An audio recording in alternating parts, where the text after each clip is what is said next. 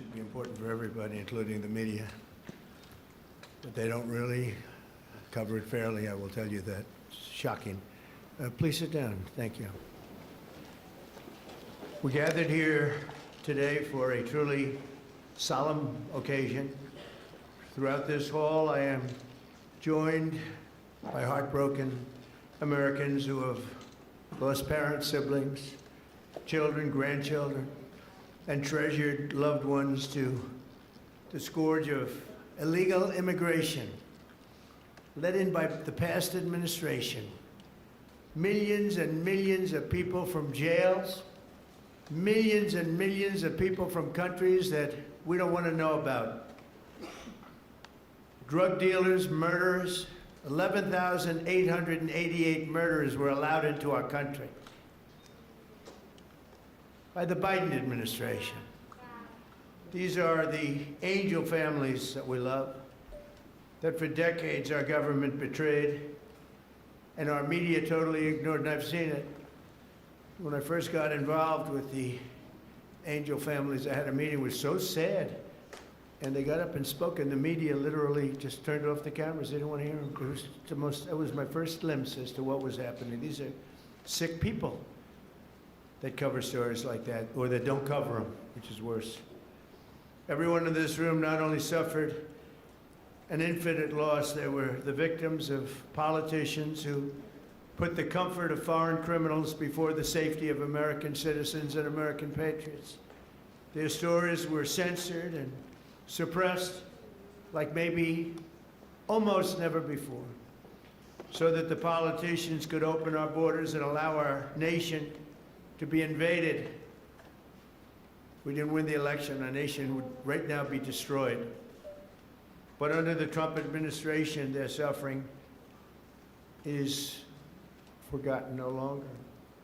In just a few moments, I officially sign a proclamation that I've been waiting to sign for a long time, including my first administration. There were so many different legal roadblocks, it was incredible. We got it done, and I'm doing it today. February 22nd is going to be National Angel Family Day. Very important. So many incredible family members and friends, parents and children. On February 22nd, 2 years ago, a brilliant 22-year-old nursing student named Laken Riley went out for a run on a college campus in Georgia. Laken was viciously attacked, brutally beaten and murdered by an illegal alien gang member who the last administration heartlessly released into our country. No problems. Let them in. They let in everybody. They didn't check anybody. They let in everybody. Among the first bills I signed into law after taking office last year was the Laken Riley Act. I'm so proud of it.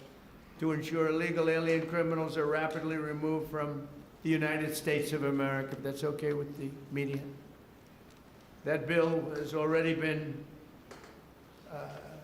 really playing a big role in the life of our country. It's resulted in over 21,000 illegal alien arrests, 21,000.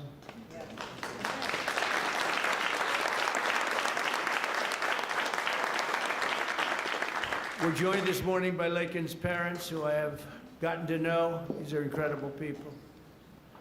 And I want to ask Laken's mother, Allison, to please come forward and say a few words, please.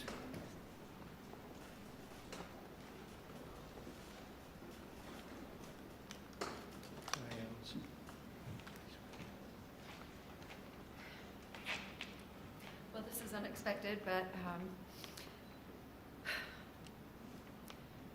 I think that a lot of people feel like that President Trump is maybe different than the version I've gotten to know. And I just can't thank you enough.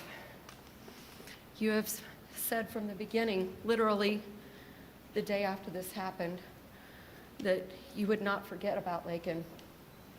You weren't president at that time, and you have not forgotten You have fought a fight that most people would not want to have to fight. Most people wouldn't. They would just say it's just easier not to do this. And President Trump you are doing a thankless job that most people just wouldn't do. And I just can't thank you enough. There are just not enough words to say. Because if you've lived the nightmare that we have lived, you understand the importance of the job that he's doing and securing our nation and fighting for our families. Because this could be any family. This happened to my family. This could be any one of your families. And Laken was the most responsible, hardworking, kind, selfless, beautiful Christian. And she wasn't somebody that put herself in bad positions. She didn't make bad choices. She was just a good girl. And she just wanted to go for a run that morning after she'd gotten up at 4 o'clock the morning before to decorate her roommate's door for her birthday. And she did everything for everyone else. She expected nothing in return. She just wanted to be a good friend and a good sister and a good daughter and a hardworking nurse. She was working so hard for. And I'm beyond blessed and thankful that you're honoring not just Laken, because she's one in a ton of people that have suffered at the hands of illegal immigrants. She's not the only one.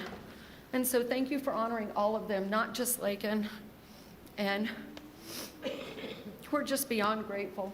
Thank you. Thank you so much.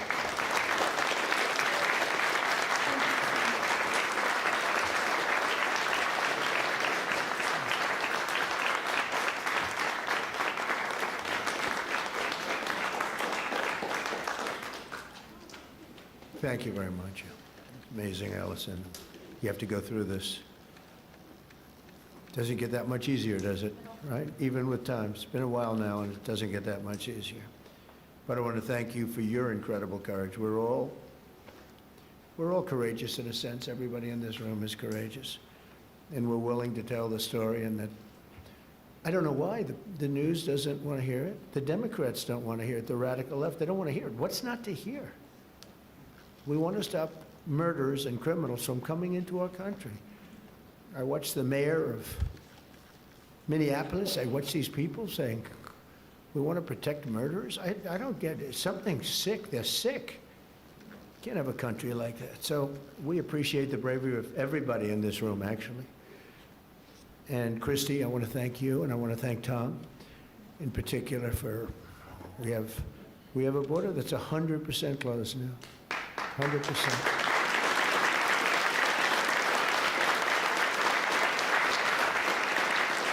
So Laken's story is even more tragic because her death was completely preventable. This shouldn't have happened. Guy should never have been here. Not only should her killer not have been released into our country in the first place, but he was released a second time after being arrested in New York City. Here today is a great gentleman, the police officer who arrested that illegal alien, only to watch him be set free to kill. I mean, he was arrested and they let him go free. They knew he was trouble, big trouble. Many of them are like that. They release him knowing it's going to kill again, but they released him and set him free to kill Laken. So I'd like to have Ethan Carreri come up, please. He's a great, highly respected police officer, and you can explain what happened here. Come on up. Thank you, Ethan.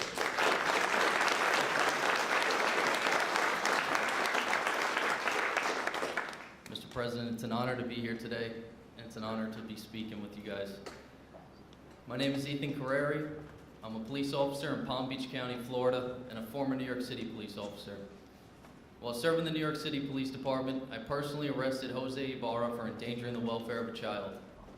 A few months later, I saw his face again in the news after he viciously murdered Laken Riley. I did my job. I put him in custody. The system failed. No detainer, no accountability, no deportation, and an innocent American life was taken. If you enter our country illegally, there will be consequences under this administration. The American citizens must always come first. To Laken Riley's family, your loss should have never happened. We owe it to you and every American family to enforce our laws, secure our border, and protect innocent lives.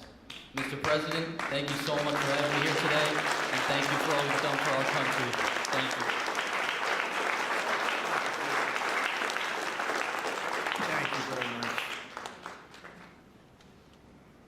I notice you left New York to come to Florida. In a way, it's too bad, right? You couldn't take it anymore. They don't let you do your job. But thank you very much, Ethan. It's great, highly respected person. I have to do a little checking before I introduce people, otherwise I get in trouble. Sometimes I introduce people and they say, sure, did you know this or that? But you checked out very, very well. Wow. Stories like Laken's are one more reason why my administration will do everything in our power to end the scourge of sanctuary cities once and for all. They protect criminals. Why do people fight? They protect criminals with a vengeance. They fight for these criminals like murderers. They're protecting murderers. They fight for them so hard. There's something wrong with them. We're joined today by so many angel families who are grieving the terrible loss. They've gone through hell. Steve Ronbeck was the father of 21-year-old Grant Ronbeck, a beautiful guy, who was shot and murdered by an illegal alien while he was working behind the counter of a convenience store in Arizona. He was working behind the counter. Steve, would you please come forward? We'll talk about your boy.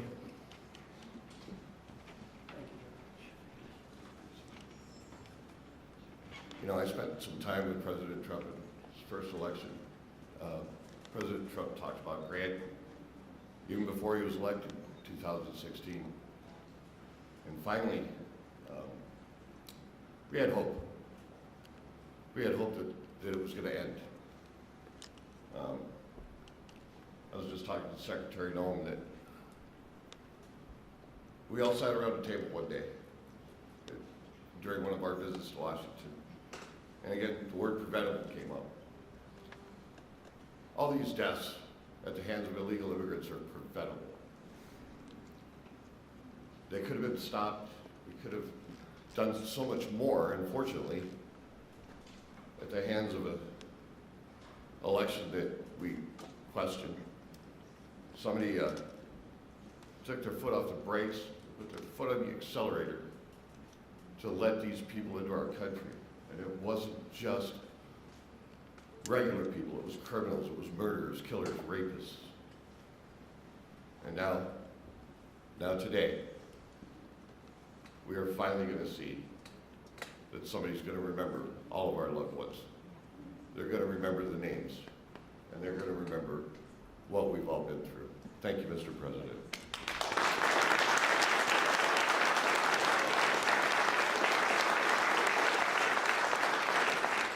And think of it, I'm not talking politics, I'm just talking life. If that election, it wasn't rigged, it was a rigged election by millions and millions of votes. The guy that never left his basement, it was all run by crooked people.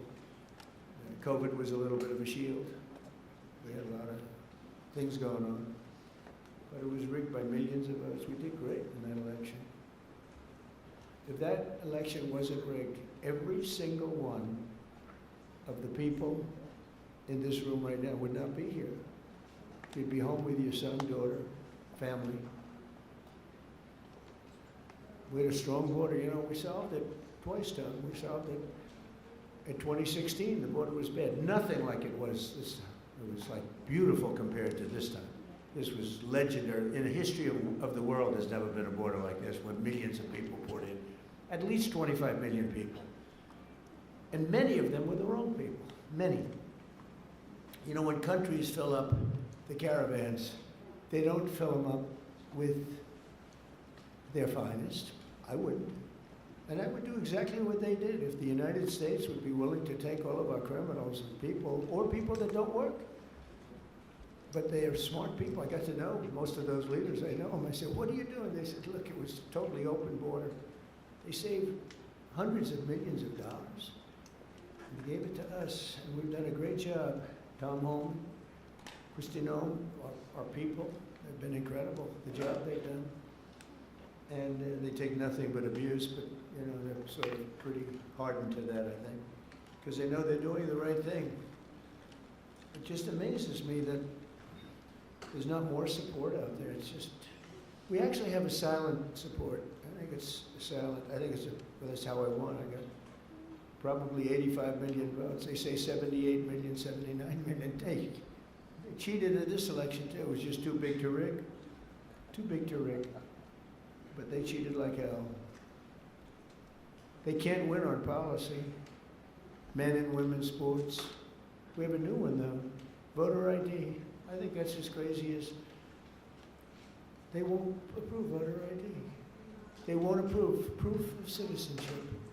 They won't approve no mail-in ballots, even though they know it's crooked as hell. Where the ballots are sent to, in many cases, Democrats.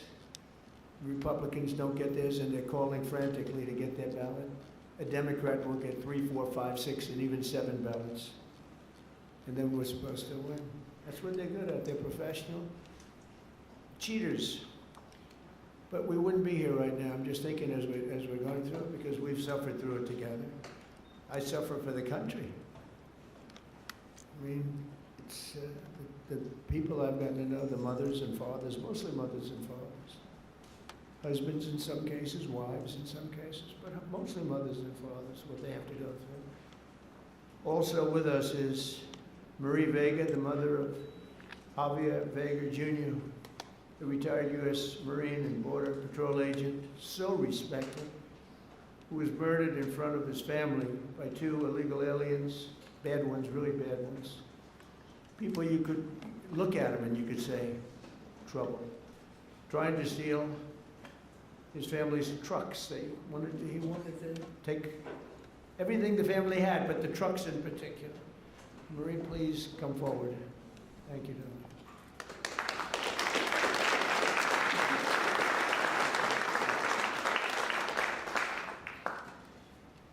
President Trump, on behalf of my family and I, thank you for hosting this beautiful remembrance in honor of our loved ones who were killed by illegal aliens. As you said, August the 3rd, 2014, my husband Javier, my son Marine and Border Patrol agent Javier Harvey Vega, his wife, 2 of his sons and a friend, and I were fishing in Santa Monica, Texas. Within minutes of settling in, we were ambushed by 2 illegal aliens with many priors. Without warning, they jumped out of their stolen vehicle with guns that were not supposed to be in their possession in an attempt to steal 2 4-wheel drive vehicles. While trying to defend us,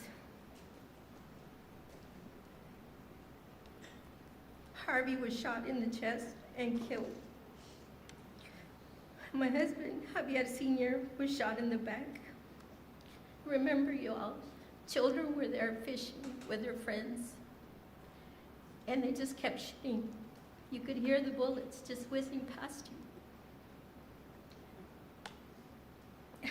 Javier Sr. returned fire with this weapon, and I grabbed the AR that Harvey had attempted to defend us with, and I returned fire as well. Had we not fired back, they would have killed everyone there, including the children, so that there wouldn't be any witnesses. And they killed an amazing man a loving and honorable dad and husband. Thank God we have you in office. Without you, America and the world would not know the consequences of open borders. Thank you for restoring law and order. Thank you for acknowledging us, the Angel families. Every day I think of you and the heavy weight of a nation that you carry with you. I can't imagine what it must be like to wake up every morning, work so diligently amid attacks and resistance from the left, to deal with the craziness, the fraud, and the swamp. But you get it done day in and day out, all while finding solutions to making America great again. You absolutely amaze me. Please know that we see it, and we, the masses, your constituents, are behind you 100%. When you were elected the first time, for the first term as president, I remember saying to my boss, this is exactly what this country needed, a businessman. You did an outstanding job then, and although you were cheated out of the second term, by the way, you won that election as well, and we know it. I knew the third term was going to be epic, and here we are, mega. Before I end this, I have to share a sweet story with you about my daddy. He absolutely hated the way people treated you and attacked you. On your third run for office, he said to me, "Mijita," which means my little daughter in Spanish, "Can you check to see if I'm up to date and still registered to vote? We need to make sure President Trump gets into office." I said, "Of course, Daddy." And I did, and I checked, and he was registered to vote. We lost a great man, April the 3rd of 2025, and that would be my dad. Again, thank you for everything. Thank you for backing Border Patrol and ICE and backing these families. Thank you so much.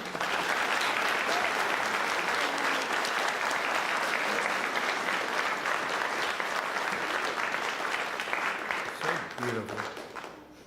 You know, I was thinking as you were saying that running again for a third time after having gone through what we went through the second time, which was so horrible. So much cheating, so much deception and viciousness, and you could see what they were going to do.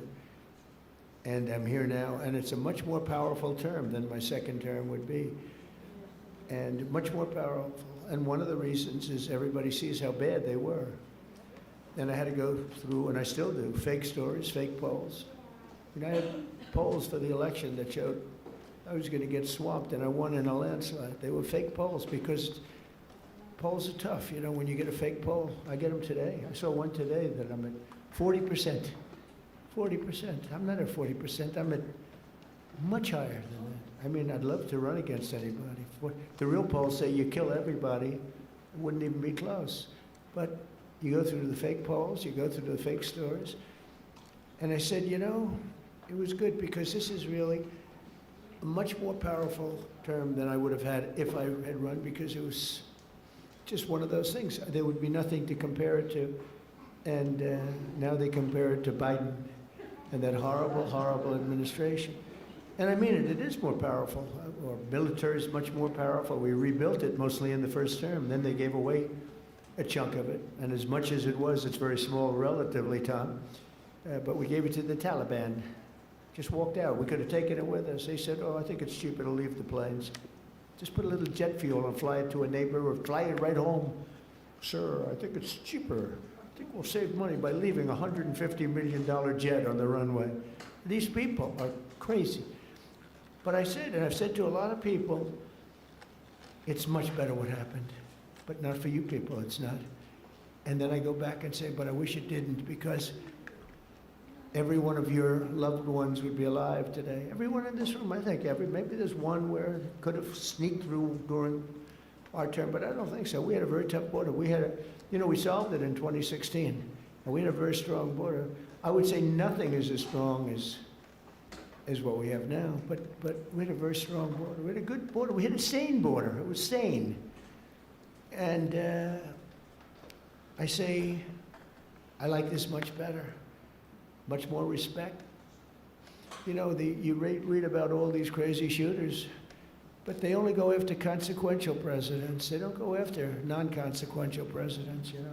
If you take a look, Abraham Lincoln, some big one. John Kennedy, in a certain way, was very consequential. He represented something very important. He was there for 1,000 days, as you know, the book, 1,000 days, but he was consequential. There was a glamour, there was something good for our country, right? But they consequential, and I was told that. I saw that the other day. They said they only go after consequential. So maybe I want to be a little bit less consequential. Can we hold it back a little bit, please, Tom? Can we just, like, nice and easy? Let's be a normal president for a little while. Because we had the greatest first term, I think, of any president in history. A lot of people have said that. Even radical left people have said that. And so it's, you know, but the one problem is that, and every time I say it, I go back to the one thing. I said, but we wouldn't have had 25 million people allowed to come into our country, totally unchecked, totally unvetted. And those are the people that destroyed your lives. They destroyed your lives. They wouldn't be there. So I always say, I like it better, but there's one thing I don't like better, and that's what they did. Because I think that's the single biggest problem. You know, he gave us inflation, highest inflation we've ever had. I solved that. Right now, inflation's at a low, very low number. How about gasoline? I was in Iowa, $1.85 a gallon. You know, I solved that. I did a great job with that. Prices are coming way down, and I'll get them down further. But, you know, Christ, no matter. By the way, if I came up with a cure for cancer, they would say, he should have done it years ago. There's not a thing I can do where these people are going to give me credit, and that's okay, because we won in a landslide, so the people understand. The people understand. But the one thing that I regret about the election and the process, because it's a much bigger, more important, you look at what we're doing throughout the world, we're respected like we've never been before. But the one thing that I can't do anything about is that he allowed 25 million people, many of these murderers, drug lords, criminals, people from mental institutions. They emptied their mental institutions, Tom, is that right? All over the world, not just in South America. They emptied their jails, many of them from all over the world. Why? Why would we do this? And they walk in, nobody even asked for, like, do you have an identification? Do you have an ID? It's so crazy. You know, the mayor of New York, and he's a very nice person. I met him, but his ideology is not too good. But we're having a massive snowstorm right now. And I heard that he's asked people to come out and help shovel the snow.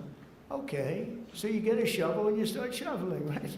What the hell, you're not gonna help too much, but you can help. And hello, darling, how are you? Noah, right behind you, look. My friend, right? Are you okay? Yes, you. Are you okay? Are you okay? I'm doing very well. I just Good. want to give you a hug when this is all Good. Are your eyes okay? Wednesday, they, I gave her money to get her eyes fixed. A lot of money to get her eyes fixed.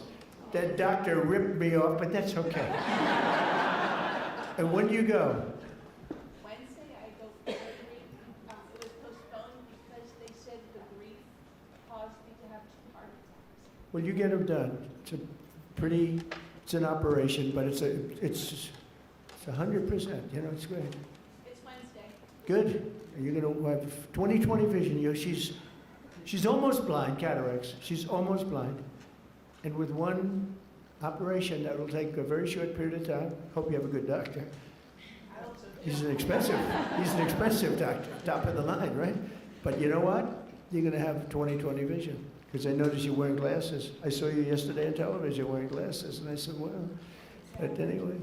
But, you know, speaking of your family, it would be a lot different right now, except for the election. So I always say, it's too bad that happened. And if I had it to do again, it's despite the tremendous job we're doing now, I wish it could have been the other way, because we wouldn't even be having this meeting right now. There'd be nobody. I wouldn't have gotten to know you. but it's gotten to know you under very bad circumstances, right? The worst circumstances. So, one of those things.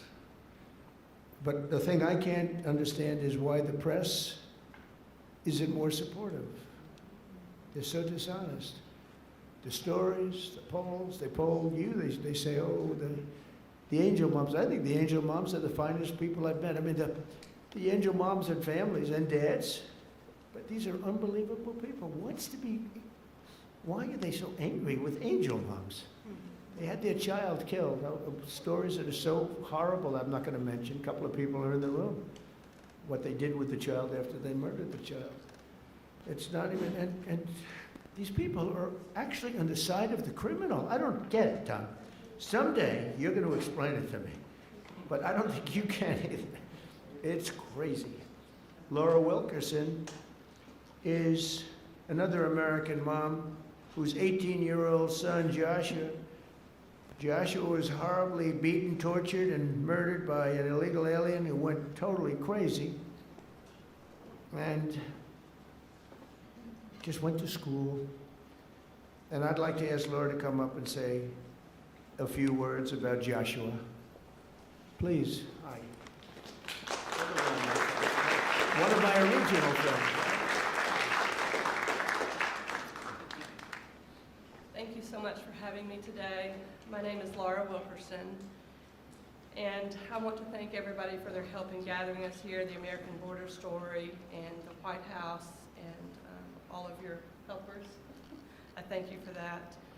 I met a man about 11 years ago who was running for office, and he sat with us a couple of days, and he watched as the tears rolled down my face as I told him the story of how our youngest son Joshua was brutally beaten, tortured, strangled to death, and his body set on fire. The man next to me was President Trump. He never, ever looked away from my pain. He looked me straight in the eye, and he said, "I will never forget the story of your sweet son, and I will never give up fighting for the American family." I looked at him and I believed him. And here we are these years later, and you can tell all of the work he's done. He's never missed a day of fighting for the American family. I don't know if I've ever met a man who is more interested in this country and running his country and getting it back in shape. And I'm so grateful for what he does every single day. I can't even pretend to understand the spiritual battles that swirl around the office of the presidency and the man who owns that office.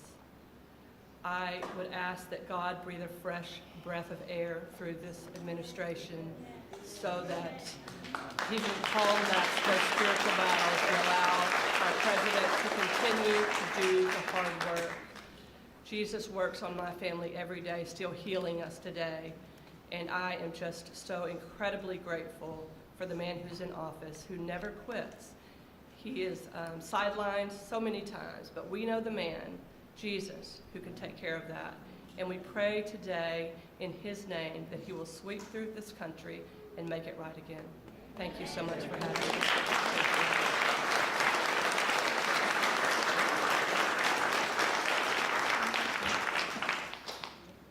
Oh, I just want to thank you. It's amazing.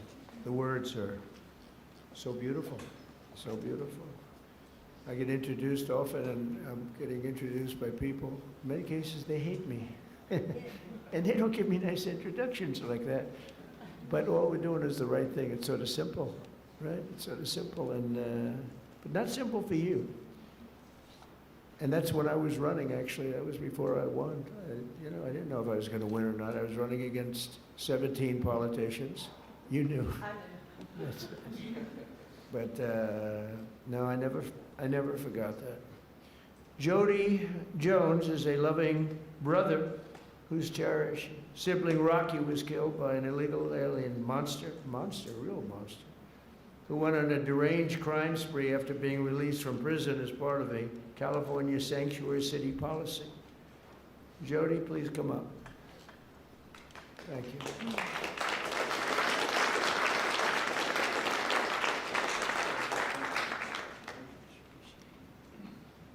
Well, I have this speech, but I'm not going to give it. What I'm going to tell you is from my heart. I want to thank my Lord and Savior, Jesus Christ, first of all, before I do anything. I want to thank the American Border Story, and I absolutely want to thank President Donald J. Trump. Thank you, sir, for putting America first, and putting these angel families first, and letting everybody know their stories, because we matter. Thank you, sir. My brother Rocky Jones was murdered by a criminal illegal alien.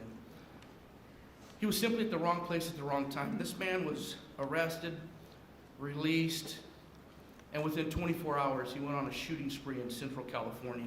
Unfortunately, my brother was in the wrong place at the wrong time. This man shot my brother 8 times at point-blank range. I pray that no other family has to go through that, and fortunately, they will. And just know, President Trump, I want you to know, no matter what the fake media says about you, the American people love you, and we will support you all the time, because we love you.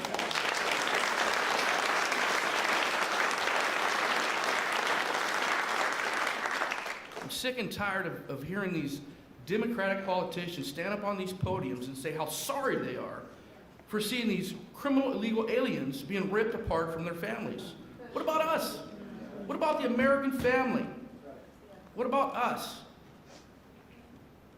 We mean something too. And this man right here understands it.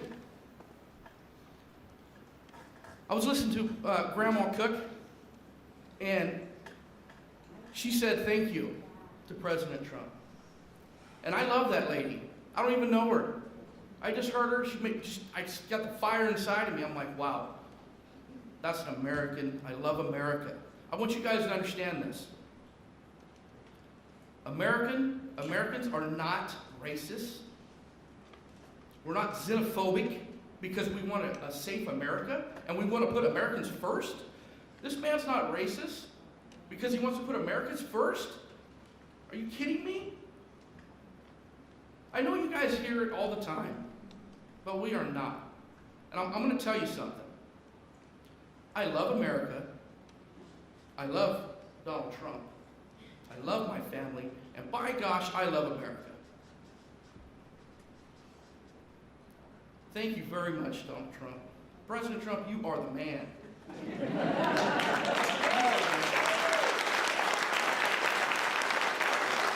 I want to say this. I'm going to end here. I want to say this. I love my country. God bless you. God bless Donald Trump. And God bless America.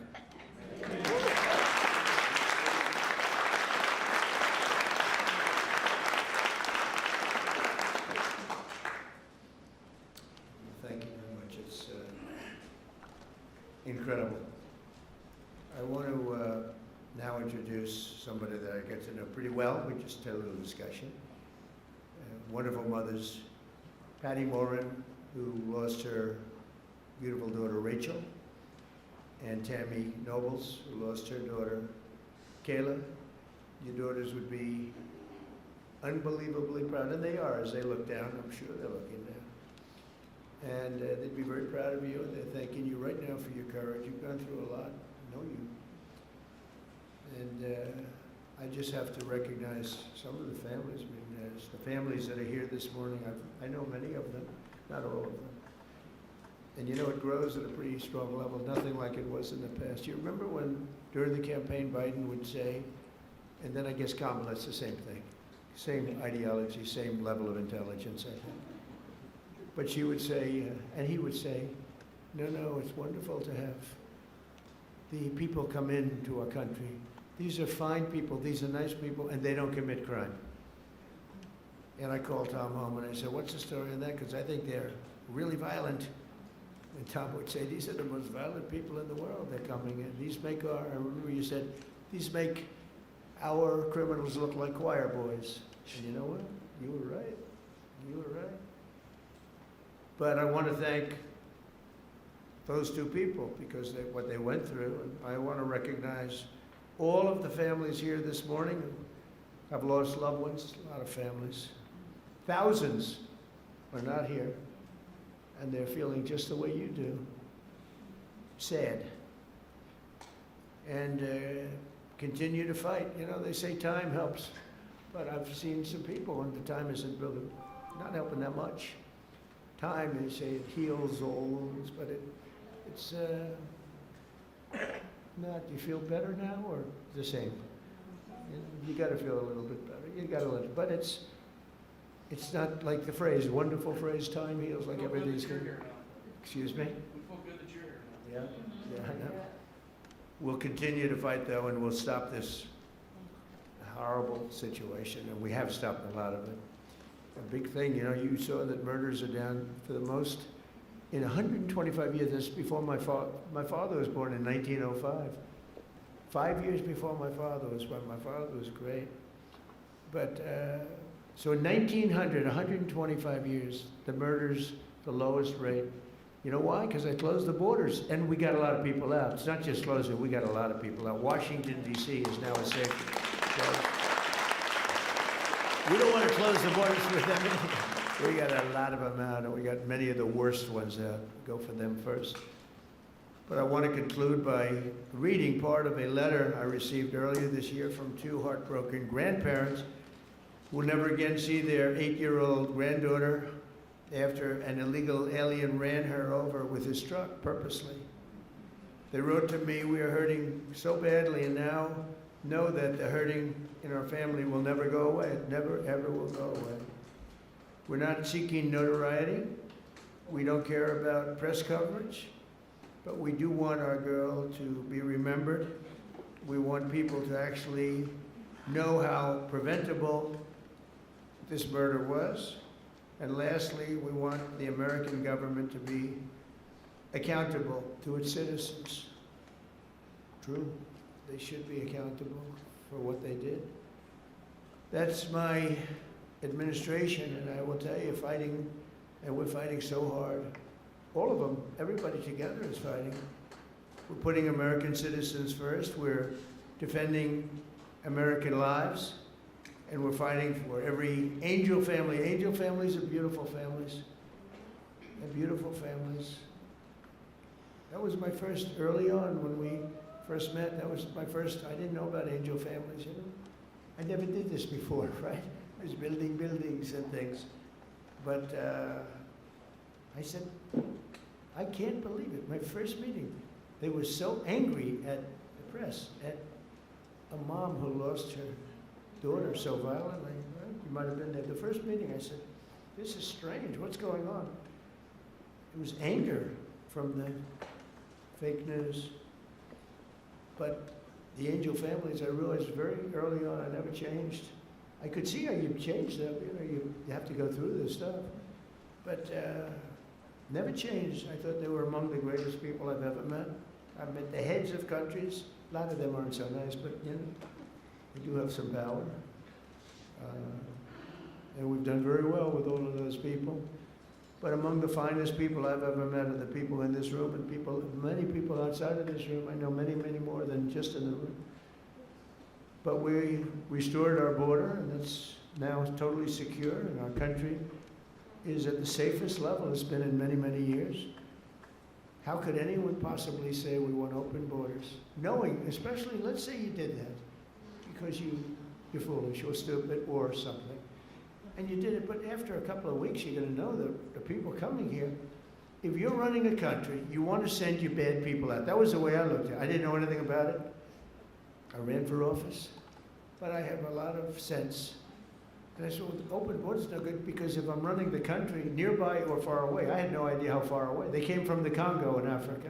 They came from all of them, not just South America. Congo let vast numbers, hundreds and hundreds, probably thousands of people out of jail. They brought them through Mexico and they dropped them into our country. But you would say that common sense, well, and I said it right from almost the first day. I said, how can you have an open border? All the countries are going to be dropping their prisoners into us. That's exactly what happened. And mental patients and others. So we have a country that's now doing well. We have the greatest economy we've ever had. We have the most activity we've ever had. I'm making a speech tomorrow night, and you'll be hearing me say that. I mean, it's going to be a long speech because we have so much to talk about. But Americans like Laken and Grant and Javier, Joshua, Rocky, Rachel, Kayla. These are great people, and we're never going to forget them. I'll never forget them. I don't know how long I'll be around. Got a lot of people gunning for me, don't I? But I will not forget them. I'm never going to forget them. And I just think you're among the most brave people. I meet a lot of brave people. I meet warriors. They give out congressional medals of honor. People recommend, like these two in front of me are so wonderful, but they recommend, and I meet the greatest people. But this is a group of people that, for whatever reason, I just feel maybe the warmest about. So at least you have one friend, and we don't understand why you don't have many, and maybe you will. I don't know. So I'm going to go sign the proclamation, and then we're going to sit in the audience. I'm going to sit with you for the reading of the victims' names, and I'll then depart to a song sung by our incredible, talented military, Amazing Grace. Okay? Sound good? Now we can have some of the families come up, some of the people come up, you know who you are. Come on, you can stand around. I don't use an auto pen, so you can watch me actually sign.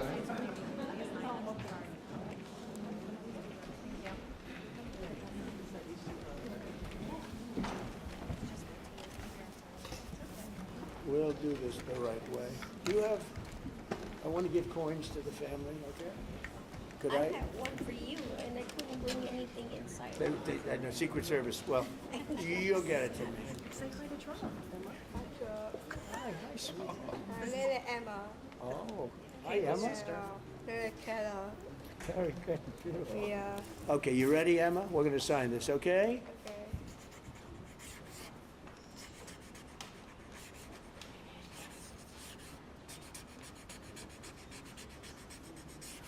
Okay, that's a good one. That's a good one, Emma.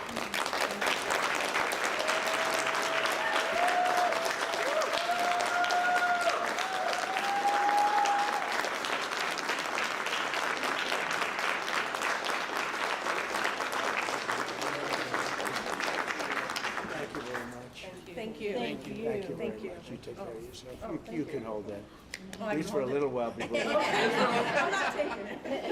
Thank you. So let's do this candle lighting, and it's very beautiful. Please. I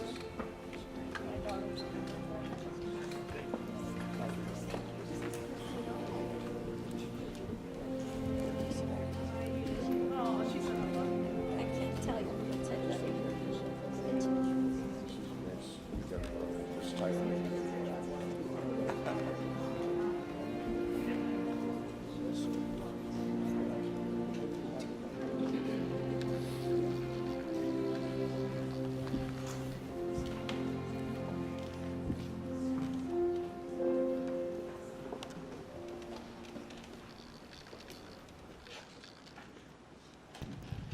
We will now light a candle in honor of the victims in solidarity with their families. Following the lighting of the candle, the names of the victims will be read aloud so that their memory may be honored.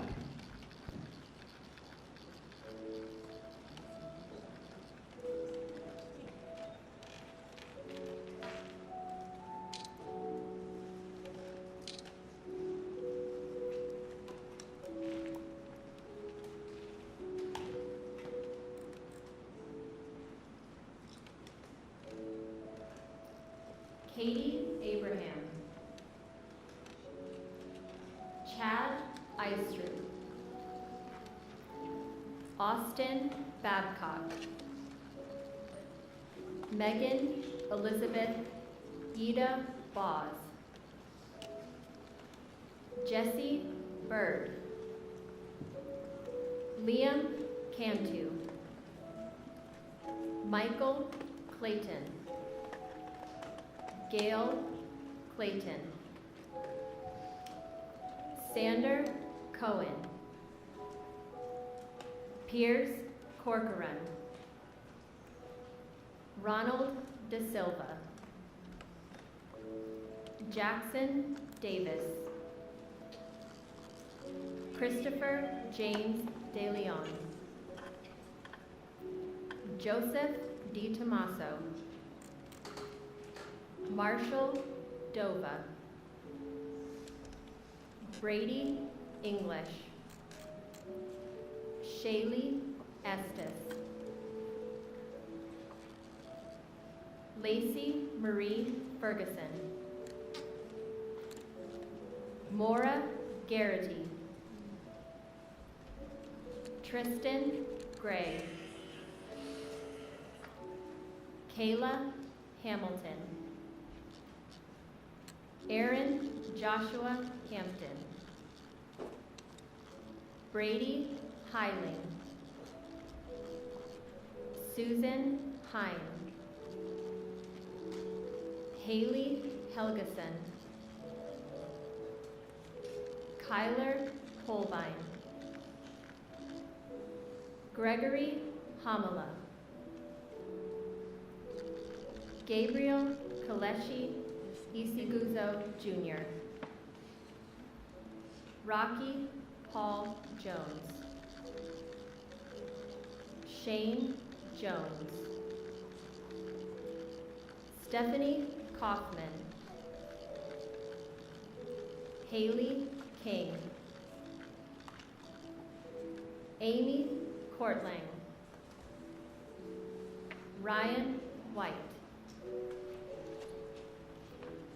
Brian Moss. Robert Mopin. Lisbeth Medina. Brandon Mendoza. Brandon Michael. Dominic Montoya. Jonathan Moody Jr.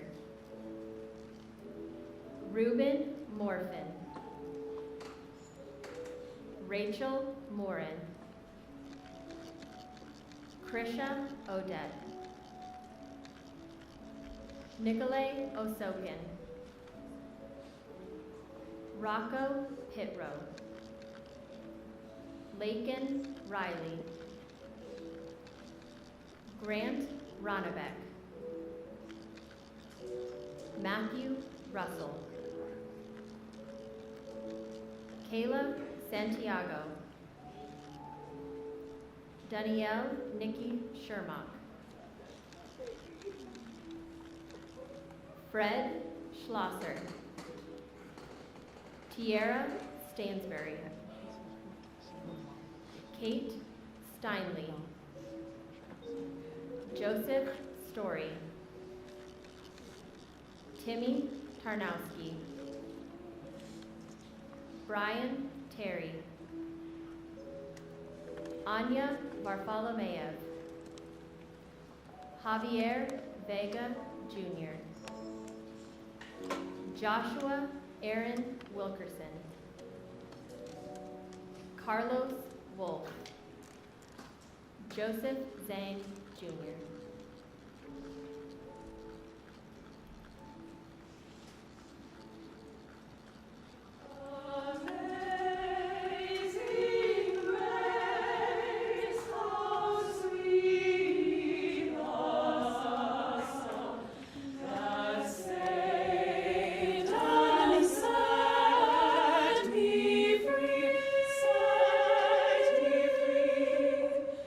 I